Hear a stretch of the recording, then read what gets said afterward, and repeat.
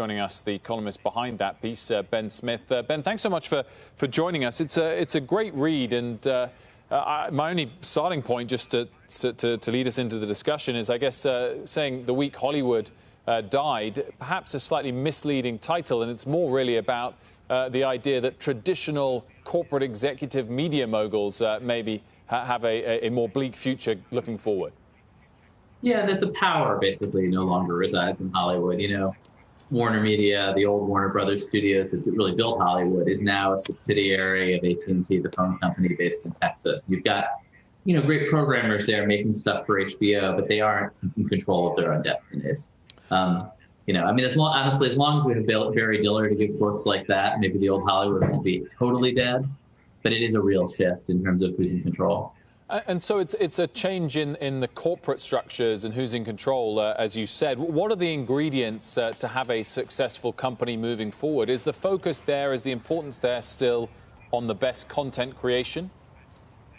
I mean, that's obviously a huge part of it. But I think what's so interesting about Warner Media, which had a huge shakeup week before last, is that they have great programming. Like HBO is producing shows that everybody wants to talk about. And if you are one of the relatively few people who has gone and downloaded the HBO Max app, you'll find all the Harry Potter movies, North by Northwest, all sorts of really high quality stuff. But they kind of stumbled in just giving people a way to access and pay for it, and had huge consequences for them. Hey, Ben, as the power and paychecks of these traditional studio executives have been diminished, is there any sort of parallel ascension on the digital side of key men and women who are running these sort of new media outfits, or have we not seen that yet? I think that's really the question, right? The guy running Warner Media now, a guy named Jason Kilar, ran Hulu for a while, comes really as much more a product guy, a digital media guy than he is, a hit maker. And that is kind of who's running these things at the moment, with the exception of Disney's. They want people who, as Kilar says, they're in retail, they're not in wholesale. They're focused on getting things to consumers, not making deals with fellow moguls. I mean, there's also a history in Hollywood of people like that being chewed up and spat out. And that, there's Sumner Redstone, who died last week's line was that content is king. That pendulum does swing. And I think for these companies to figure out how they can make the hits that are ultimately what are going to draw people and keep people in these apps, while also giving people a way to see them. I think that's what everyone's wrestling with right now, and what everybody is chasing Netflix fundamentally to do. Ben, clearly the title Hollywood. Let's talk about big blockbusters and how they're going to be distributed in the future. Everyone's kind of framing this year as a big blow, of course, for the studios who poured money into movies and they can't have their traditional releases. Is there an opportunity there as well? And how have some of those early paid-for, over-the-top releases gone for some would-be blockbuster movies?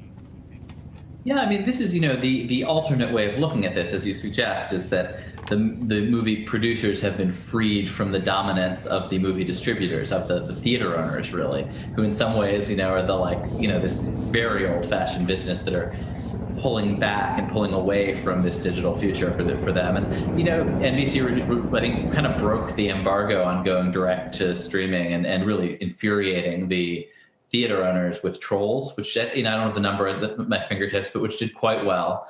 And I think a lot of the media companies now are looking for ways to kind of break the stranglehold that the theater owners have, while trying to stay in good with people who still do, and when these things reopen, still will produce these opening weekends where they make most of their money. So it's a balance. It's a very complicated diplomatic situation for them. And it's also a question of, how much cash are you willing to shell out and lose now to bet on some future state? And I think, you're seeing Disney with Mulan actually later this year, kind of going halfway. They released, a movie that I think nobody actually wanted to see, Artemis Fowl. They dumped it onto the stream earlier this year. But I think Mulan, they've decided that they're going to go over the top, but they're going to charge separately for it. I think you're seeing in real time how they kind of wrestle with and balance these things.